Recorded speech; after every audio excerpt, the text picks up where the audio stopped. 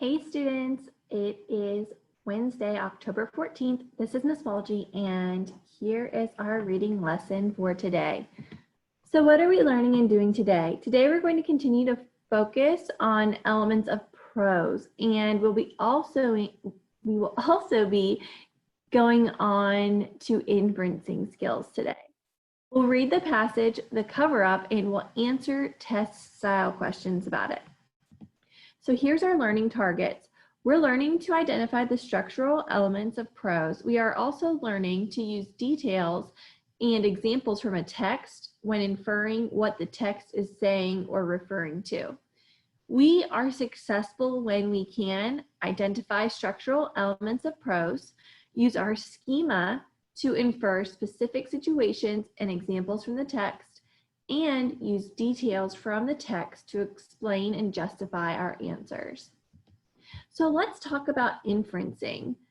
I used a lot of big words on that last page, and I just want to make sure that we're on the same page here. So here's an anchor chart about making inferences. It says when you make an inference, you go beyond the author's words to understand what is not said in the text. So we see a puzzle here, and this first piece of the puzzle in yellow says clues in the text. Then this green piece says what I know. That's our schema. So even though schema sounds like a funny word, it just means the knowledge that you already have. We see questions that we have here and what we can infer here. So making inferences is just like putting all the pieces together. We're going to take what we read in the text and what we know, our schema, to make inferences. All right, we're going to go ahead and read the cover up. Let's get started. Okay, so remember, not only do we want to infer today, but we also want to look at the structural elements of prose. Remember, structural elements just means how something is organized, so how a text is organized. We've been working on prose for a while now. Remember, prose is just normal writing that we see every day. So when I look at this passage, the cover up, I see that this is organized as a prose because I see that this has paragraphs. So I'm going to go ahead and highlight those paragraphs now. 1, 2, 3, 4, 5, 6. So we have 6 paragraphs on our prose of the cover up. All right, I'm going to read this to you. While I read, I might stop and highlight if I notice any other structural elements of prose, or if I find a new word that I'm not sure what it means. Here we go. Jerry tapped his foot impatiently. He could hardly wait for the dismissal bell. Remember, class, your research paper is due tomorrow, Mrs. Howard said. So I know that there's a character of Jerry and Mrs. Howard. I also see an element of prose, which is quotations. This is what Mrs. Howard said, and that's something that we see in prose. Mrs. Howard gave some reminders about how to format the paper, but Jerry wasn't paying attention. All he could think about was getting home. He'd need to run fast to get there before his parents. Most days, Jerry took his time getting home from school. He liked to stop at the video game store to check out the new games. However, today was different. As soon as the final bell sounded, Jerry put on his thick, fur-lined coat. He threw his sneakers into his backpack and quickly laced up his snow boots. That's interesting to me because not only were we told about his snow boots, but he's wearing a thick, fur-lined coat. Using my schema, I think, part of the setting must be winter. Nothing would keep Jerry from his mission. The deep snow on the ground did little to slow him down. Oh, look at that, deep snow on the ground. He reached his driveway in record time. Jerry darted to the mailbox and grabbed the bills and other junk mail. Then he saw it, a stiff white envelope. It was addressed to his parents from his school. He stuffed the envelope in his jacket and put the rest of the mail neatly back into the mailbox. I wonder why Jerry did that. Inside the house, Jerry opened the envelope and pulled out a piece of folded green paper. He looked worried as he studied it. Then he quickly balled up the piece of paper and put it inside an empty cereal box, sitting in the garbage. Moving aside some trash, Jerry shoved the cereal box to the bottom of the can. Mission accomplished, he thought. So we have another quotation mark here. Quotation. Relieved, Jerry tossed aside his backpack and flipped on his gaming system. He was already a level 65 dungeon warrior, and he wanted to get to level 70 by the end of the night. Jerry sat in front of his TV screen for several hours. He only took short breaks to reload on energy drinks. Finally, after midnight, Jerry did it. He reached level 70. He wanted to be excited, but he was dizzy and had a headache. He didn't even have enough energy to change into his pajamas and crawl into bed. Instead, Jerry kicked his feet up on his unopened backpack and fell asleep in his video game chair. All right, so there's a couple things I want to point out. So at the beginning of this passage, we know that a dismissal bell rang. So this tells us that Jerry was at school. So the beginning setting, remember setting is an element of prose. So the setting is school in the beginning.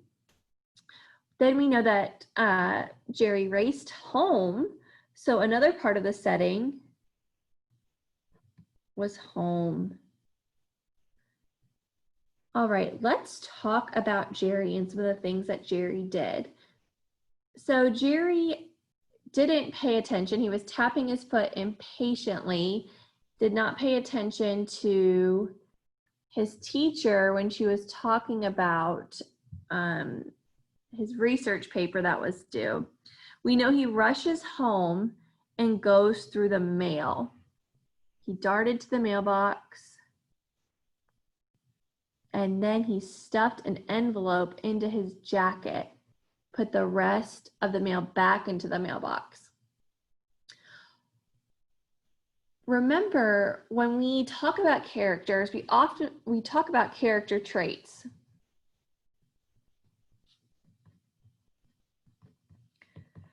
Character traits are things that the character does, says, how they think to themselves. We form character traits in our head. Those are adjectives that describe the character. So when I read this, I heard that Jerry was impatient. I heard that he wasn't paying attention. Then we read about him going home and pulling this envelope from the mailbox, but stuffing the rest of the mail back into the mailbox. The thing that was even kind of worse than that was that after he opened that mail, he balled it up and put it inside of an empty cereal box, and then, which was in the garbage, and then he put that cereal box at the very bottom of the can. I wonder what character trait describes Jerry based on what we just read. I want you to tell me on Kiddum a character trait that describes Jerry. That will be after we finish this. Or you can pause. You could pause the screen now if you want, and you could answer it. Then we saw that Jerry, after he accomplished his mission, he went and played a video game until midnight. He loaded up on energy drinks, and then he eventually was dizzy and had a headache. And he fell asleep in his gaming chair. Oh man, he has school tomorrow.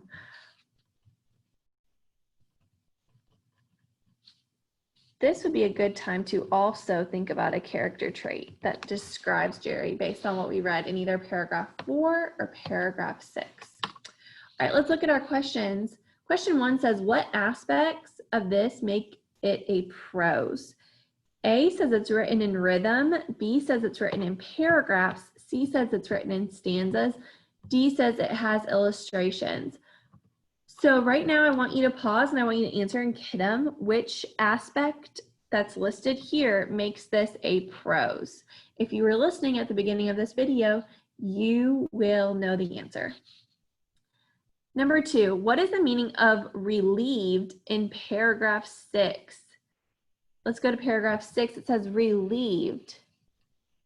Jerry tossed aside his backpack and flipped on his gaming system. So we know that before the word relieved was used, it says mission accomplished. And we know that Jerry came home to pull that mail out of the mailbox and shove it into the trash. So using your schema, what you know, and what the text tells us, I want you to answer, is the meaning of relieved to be worried, to be anxious, to no longer feel worried, or to no longer feel happy? I want you to answer that in Kidam now. And we're going to go on to question 3. Question 3, what is Jerry in the prose, the cover-up? This should be a very easy question for you. Is Jerry a character, the setting, the plot, or the resolution? Go ahead and pause the video and answer that question now in Kidam. All right, we're going to skip number 4. Let's look at number 5. It says, where does this story take place? Is it school, home, school and home, home and playground? Pause the video, answer the question in Kidam. 6 says, how should the word impatiently be segmented? Look carefully at how these are segmented, and I want you to pound it to yourself. So I'm going to start with this first letter A. I'm actually going to do this one with you because I've seen some confusion when you answer these on your own. So let's look at A. It says im as its own syllable. Then it says patient as its own syllable, and ly. Impatiently. All right, let's look at B. Impatiently. Is that how we say impatiently? I don't think so. That would be one that we would want to eliminate. Let's look at C. It has impatient as its own syllable. I want you right now to put your hand like this under your chin, and I want you to say the word impatient, and I want you to feel how many times your chin drops. Impatient. I heard more than one syllable in the word impatient, and then it has ly as its own syllable, so this is incorrect. We want to eliminate C. Let's look at D. It says impatiently. Impatiently. So I want you to choose now. Is this answer A or answer D? Go tell me in Kidam. Pause the screen, come back when you're ready. All right, let's look at 7. What word has the same vowel sound as in the word game? In the word game, I know that this is a silent E and that this A makes a long sound. So look at your answer choices here and choose which answer has the same long sound as game. And last one's number 8. After reading this story, what are you predicting will happen at the end? Think about how it might end and finish the story on the lines provided. I want you to tell me in Kidam, I want you to give me one solid 4th grade sentence. That means you have capital letters, you have punctuation, and your best spelling.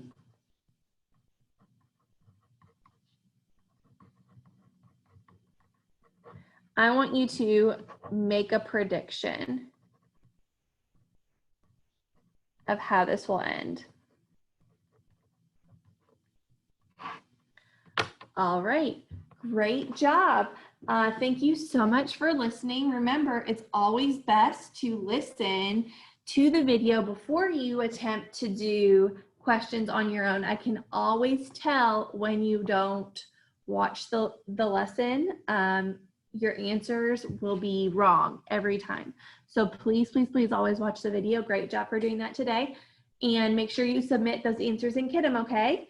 Remember, we just learned about inferencing and elements of prose. We'll work on it again tomorrow with the cover-up day 2.